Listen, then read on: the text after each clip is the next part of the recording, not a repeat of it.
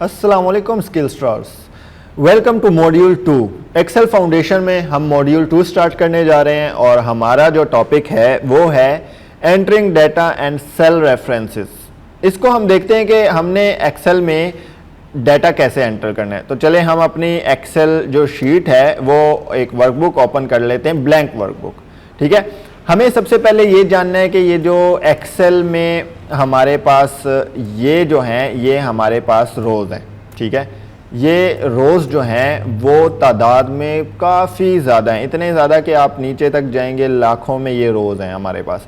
और अगर आप कॉलम्स में जाएंगे तो कॉलम्स भी लाखों में इतने ज़्यादा हैं कि वो आप गिन नहीं सकते। तो हर एक कॉलम का, हर एक रो का एक स्पेसिफिक एक रेफरेंस होता है, एक नेम होता है। जैसे कि मैंने अगर यहाँ पे क्लिक किया तो यहाँ पे हमारे पास E2 आ रहा है, इसका मतलब है कि ये E का जो कॉलम है और रो जो है हमारे पास 2 है। अगर हम यहाँ पे क्लिक करते हैं तो ये H14 है, मतलब कि यहाँ पे H जो है 14 रो में हमारे पास मौजूद हैं। तो ये हमारे पास बेसिकली सेल के नेम्स होते हैं, रेफरेंसेस होते हैं, और हमें पता होता है कि हम कहीं पे भी यहाँ पे डाटा एंटर करते करते खो जाएंगे आगे बिल्कुल। तो ये W230 हमारे पास रो है और W जो है हमारे पास कॉलम है। इसके अलावा अगर Z ख़त्म भी हो जाए तो ये यहाँ पे आपके पास AP223 है। इसी तरीके से हमें पता चलता है कि एक्सेल में रोज़ कॉलम्स इतने ज़्यादा हैं और हर एक रो एंड हर एक जो कॉलम है उसका जो बॉक्स है हमारे पास, ये सेल है, इसको बेसिकली हम सेल बोलते हैं। इसका एक अलग ही स्पेसिफिक एक नेम होता है, एक रेफरेंस होता है। ठीक है, तो यहाँ पे हमारे पास डाटा एंटर करने के लिए हमारे पास बहुत सारी ऑप्शंस हैं। जैसे कि हम यहाँ पे फॉर एग्जांपल A1 में जो है अभी ये हमारे पास रेफरेंस दिखा रहा है कि हम बहुत नीचे आ चुके हैं। यहाँ पे हमारे पास A1 है और यहाँ पे मैं लिखता हूँ नेम। ठीक है, नेम मैंने यहाँ पे लिख दिया है और मैं यहाँ पे अब एक और डाटा एंटर करता हूँ और उसका लिखता हूँ एजुकेशन क्या है, सिटी क्या है और कोर्स कौन सा करना है। ये मैंने बेसिकली एक टेबल बना दिया है। अब यहाँ पे अगर आप देखें तो नेम है, एजुकेशन बहुत एक कंजेस्टेड जगह पे मौजूद है, जिसको हमने इसका जो रो है और कॉलम है उसकी विड्थ और लेंथ को देखना है कि किस तरह से हम चेंज कर सकते हैं। अगर हम इसको नेम को सिलेक्ट करें तो हम अगर इसका यहाँ पे आपका होम टैब में यहाँ पे देखें सेल्स है। ठीक है, सेल्स में क्या होता है कि यहाँ पे हमारे पास फॉर्मेट का ऑप्शन है जिसमें रो हाइट भी आप ठीक कर सकते हैं और कॉलम विड्थ भी ठीक कर सकते हैं। लेकिन इसके अलावा अगर मैं इस पे राइट क्लिक करता हूँ तो आप यहाँ पे भी ये जो सेल जो हाइट है या कॉलम उसके हैं वो भी ठीक कर सकते हैं। ठीक है, और वो किस तरह से होगा, वो इस तरह से होगा कि मैं यहाँ पे आपके कॉलम पे क्लिक करता हूँ और यहाँ पे मेरे पास कॉलम विड्थ है। यहाँ इसी तरीके से सेम इसी तरीके से अगर मैं रो पे क्लिक करता हूँ तो ये हमारे पास दिखाएगा रो हाइट। ठीक है, मैं चाहता हूँ कि मैं इसकी जो हाइट है वो थोड़ी सी ज़्यादा करूँ क्योंकि ये बहुत ही तंग है। ठीक है, अब मैं यहाँ पे रो पे क्लिक करता हूँ राइट और ये रो हाइट में चला जाता हूँ। यहाँ 15 लिखा हुआ है, इसका मतलब 15 इसका साइज़ है, लेकिन मैं इसको लेट्स से 40 कर देता हूँ और ओके कर देता हूँ। ये इसने बहुत अच्छी हमें जगह दे दी है और ये हमारे पास पूरी जो ऑप्शंस हैं ये पूरी रो जो है हमारे पास ठीक हो चुकी है। ठीक है, इसके अलावा अगर मैंने कॉलम पे क्लिक किया और मैं कॉलम ऐसे करता हूँ कि ये जो 4 कॉलम हैं इनको ये मैंने ठीक करना है और कॉलम की विड्थ देख लिया ये 8 है बाय डिफ़ॉल्ट, इसको मैं कर देता हूँ 20 और ये देखें आपके सामने ये चीज़ अभी ठीक हो चुकी है।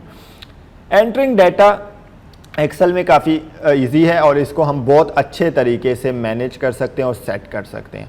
नेम, एजुकेशन, सिटी, कोर्स, हमने इसको थोड़ा सा बोल्ड कर देना है। अगर बोल्ड आपने करना है या इसको आपने इटैलिक में लिखना है या अंडरलाइन करना है तो आप कर सकते हैं। हमने बोर्ड में लिख के हमारे पास होम के फ़ॉन्ट पेजेस में जो फ़ॉन्ट का ग्रुप है इसमें फ़ॉन्ट साइज़ क्या रखना है, इसका फ़ॉन्ट जो है वो कौन सा रखना है इसको, इसका अगर साइज़ अपने यहाँ से नहीं इंक्रीज़ करना है तो यहाँ से भी आप कर सकते हैं। इसको यहाँ पे इवन बॉर्डर्स लगा सकते हैं फ़ॉन्ट ग्रुप में। आप यहाँ पे कलर्स, टेक्स्ट को भी कलर कर सकते हैं और अगर आप पूरे बॉक्स को करना चाहते हैं तो वो भी कर सकते हैं, ठीक है। और ये इसको अलाइन करने का बहुत इजी तरीका है कि आप इसको सेंटर में भी ला सकते हैं, ऊपर भी मौजूद कर सकते हैं, ठीक है। और इसको मर्ज भी कर सकते हैं।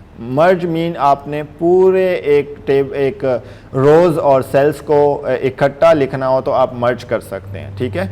तो ये हमारे पास अब बहुत ही अच्छी एक शक्ल में नेम एजुकेशन सिटी कोर्स आ चुका है। और अगर मैंने इसके बॉर्डर्स लगाने हैं तो मोर बॉर्डर्स में जाके मैं कस्टम बॉर्डर्स भी लगा सकता हूँ। फॉर एग्जांपल मैं कहता हूँ कि मैंने इस लाइन के इसके इर्द गिर्द बॉर्डर्स लगाने हैं तो आप इसको सिलेक्ट करके ओके कर सकते हैं और इसके इर्द गिर्द बॉर्डर्स लगा सकते हैं, ठीक है।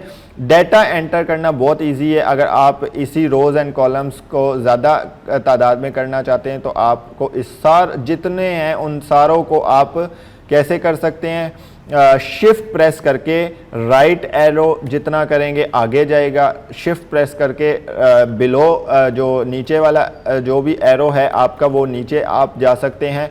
और जहाँ तक आपको रो विथ या जो आपकी कॉलम की जो विथ है या हाइट है वो आप बिल्कुल अच्छे तरीके से मैनेज कर सकते हो। लेट्स से मैं कहता हूँ 20 तक मैंने जो है वो जो रो की हाइट है वो ठीक करनी है, तो मुझे यहाँ से मैं यहाँ से ठीक नहीं कर पाऊँगा। लेट्स से कि मैंने शिफ्ट प्रेस करके राइट और बिलो एरो करके नीचे चला गया 20 तक।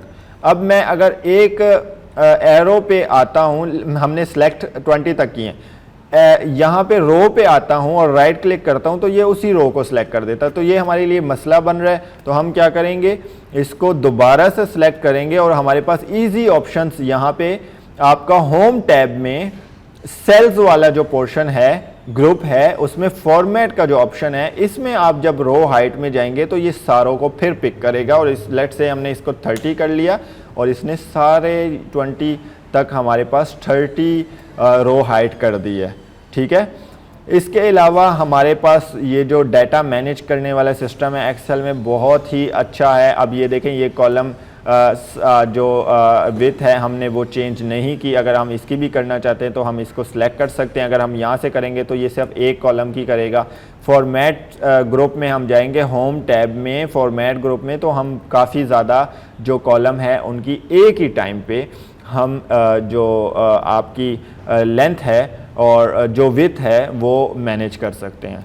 तो ये हमारा जो हो गया वो सेल एंटरिंग का, डाटा कैसे एंटर करना है और किस तरह से उसको मैनेज करना है, ये हमारे इस चैप्टर में कवर हो चुका है, जो कि चैप्टर 1 है और मॉड्यूल 2 है, ठीक है। Let's meet in chapter 2 of module 2। Thank you so much.